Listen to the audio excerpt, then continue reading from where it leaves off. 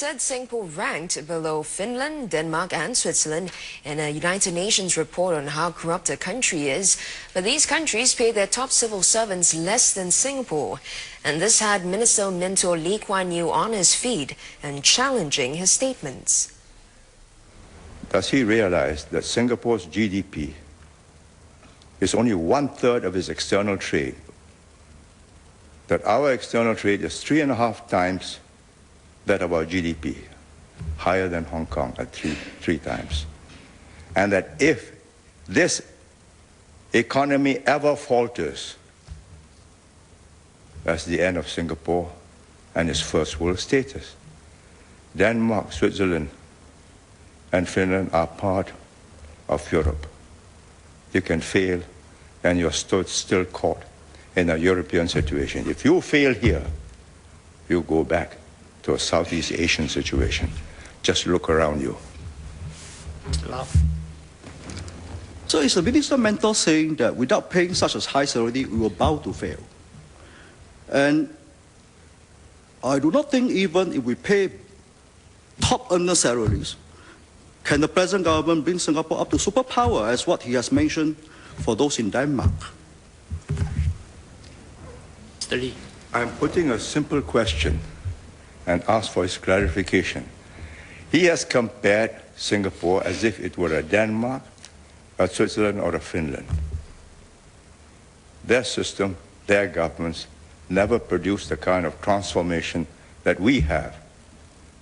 And that system and their government has a broader base that can afford a mediocre government. All right, out of Parliament today as well, such detain. An ungrilled toilet window and not keeping Mas Selamat Kastari in sight in the toilet were among the things that allowed the JI detainee a chance to flee. Those were the findings of the Committee of Inquiry. Prime Minister Hsein says the key problem behind the whole episode was the mindset of those running the Whitley Road Detention Centre where the fugitive had fled. Because ISD's focus was on gathering intelligence and rehabilitating detainees, the detention centre regime and physical security were different from Changi Prison. And because past detainees like the communist sympathizers were not likely to try to escape, and there had never been an escape from ISD detention, even when Mas Selamat failed to emerge from the toilet, the guards thought that he might have collapsed inside the toilet rather than that he might have run away. Beyond just fixing problems brought up by the incident, Mr. Lee said the government will have to establish those who are responsible and dish out the needed punishments.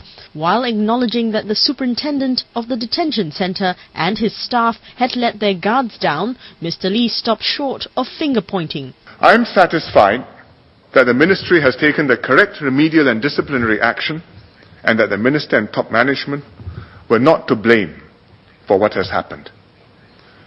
DPM Wong Kan Seng as the minister and the director of ISD both continue to have my full confidence. Mr. Lee cautioned against turning the process into a witch hunt, pointing out that the government will not encourage a culture where officials and ministers resign whenever something goes wrong on their watch. This was an issue picked up by several MPs in the House. We have not lost confidence on the DPM and also ISD. I think they have done a good job. They have a good track record, so that's not the issue here. But I think we also need to send signals correctly, not just to Singaporeans, but to the civil servants and to everyone else in government, that when you make a mistake, you need to be appropriately be punished for it. I think we will remember that when we debate the minister's salary in this House, we were talking about pitching the minister's pay to corporate world, the private world. But in private corporate world, when something goes wrong, heads rolls, it includes the CEO. But whereas here, when something goes wrong, we are talking about honest mistakes. So I think a lot of people, including myself, cannot reconcile the principle on which the government applied in looking at salary of the minister, pitching to corporate world, vis-a-vis when it comes to accountability and responsibility. I thought the member would eventually come to this question. I have explained where lines have to be drawn.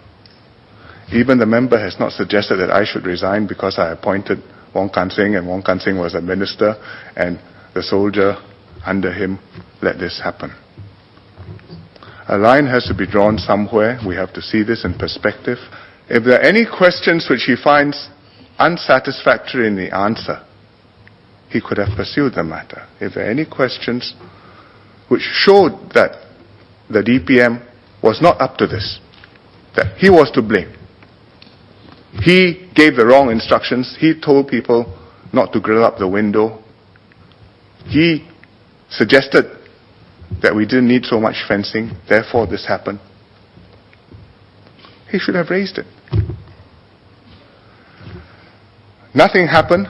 Today, the member comes around and throws a general cloud and says, "You are well paid, you should resign."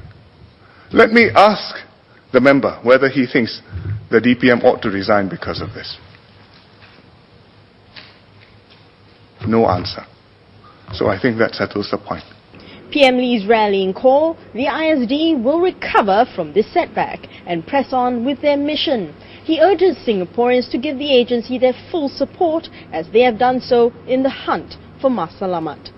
Tracy Swa, The Straits Times.